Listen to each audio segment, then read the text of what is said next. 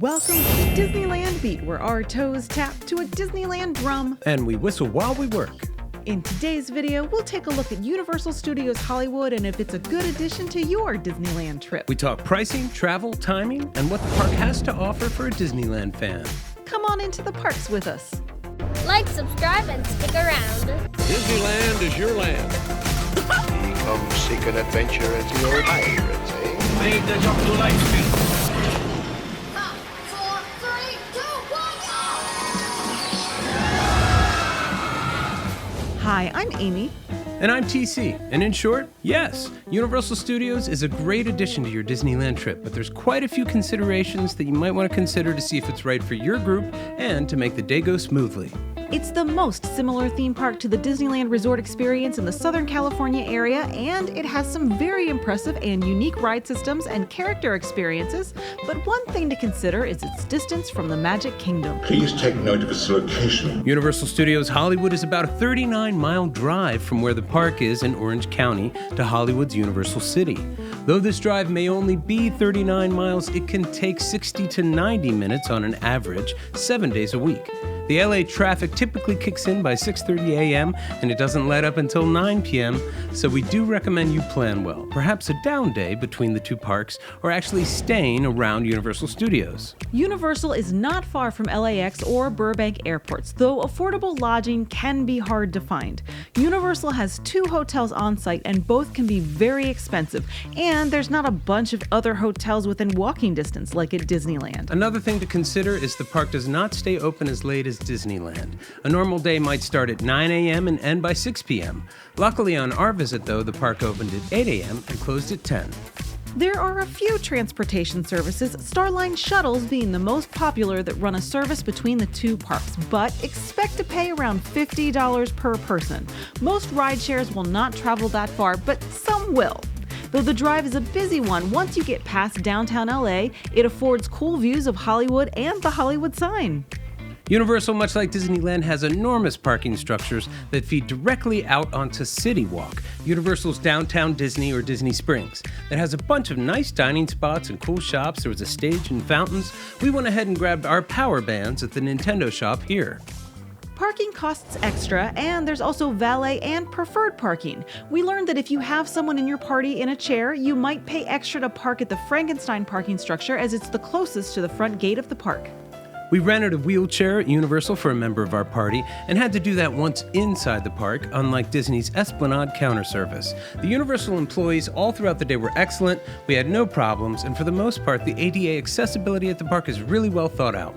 There is a service similar to the mobility service and DAS service at Disneyland that allows groups of up to 4 to get return times for any attraction and use the Express Pass lane.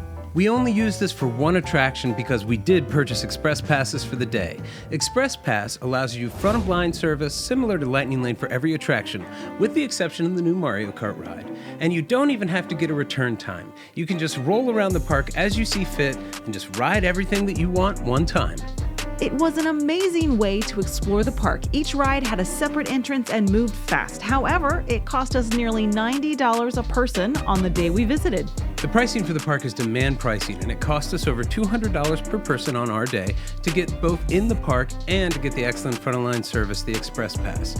However, you should know that season passes cost around the same amount, so we could have gotten season passes for the same price. So it's a choice you're going to have to make. With the Express Pass, we easily rode every attraction in the park, no problem, arriving around 9:30 a.m. and leaving by 7 p.m. with plenty of time to spare for exploration, dining, character meet and greets, and so on.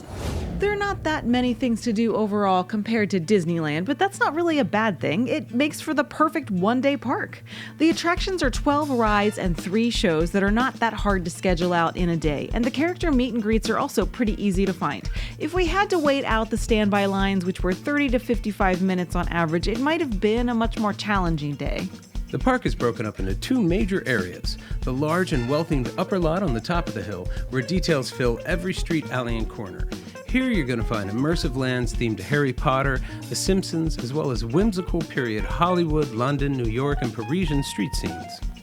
A huge escalator ride down takes you to the lower lot, which has some great attractions, namely Jurassic World, Transformers, The Mummy, and the new Super Nintendo World. But there isn't much thematically holding it all together, and it's very small, and as it was opening day of the new land, it was super packed.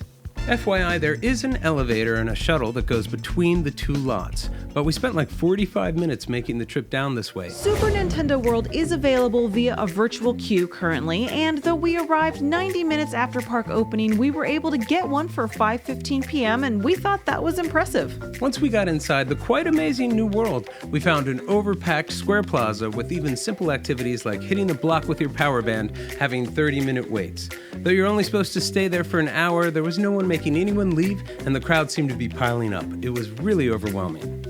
Nonetheless, it is really an amazing land with a lot to do, even with all the waits. We wish we could have experienced everything, but it was too much and too crowded. We did not hear great reviews about Toadstool Cafe, nor would I really want to spend much of my limited time in the restaurant. We were able to ride the new attraction, though the wait time for most people was about 2 hours.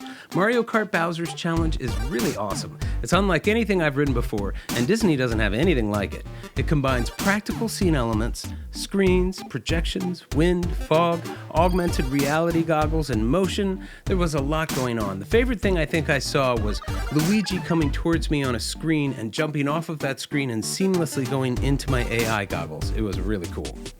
Overall, the ride and the whole land is impressive. It's light, friendly, whimsical, and fun for the whole family, and it kind of feels like it was 30 years in the making, all done at once, and done very, very well. We don't know how the crowds for Super Nintendo World are going to play moving out, but it's not a very big land, so you might consider waiting until later in the year to get the most out of it at Universal Hollywood.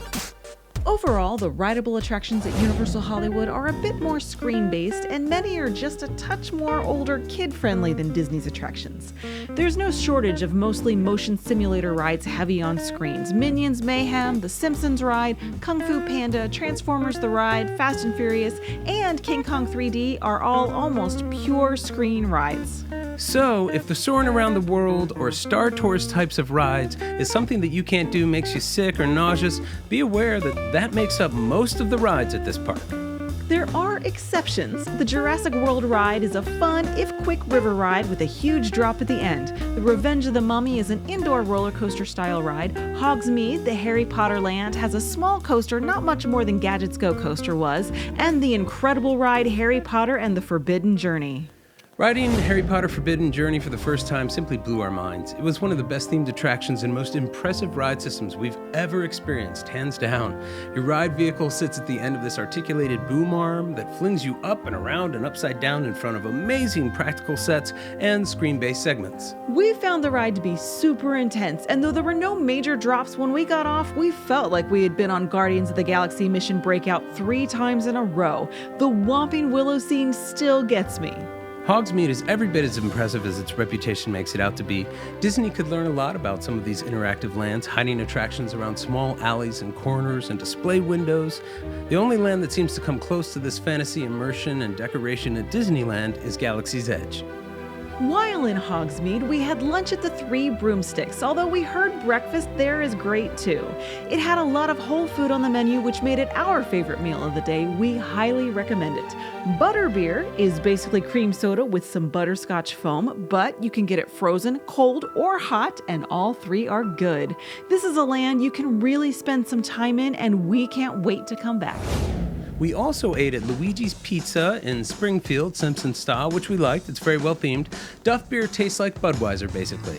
And late at night, we tried Mel's Diner, though we did not care for the burgers or the tuna melt so much. Overall, it was easy to find food, and we ate at a theme park without mobile ordering the entire day, and we survived. There is a more traditional dark ride, The Secret Life of Pets Off the Leash, which was really well done. It's a nice change of pace from what the rest of the park has to offer, though with a chair, we had to find an elevator and ended up lost in a bunch of hallways. Still, it was a cute ride. Another major highlight of the Universal Hollywood experience is the world-famous studio tour.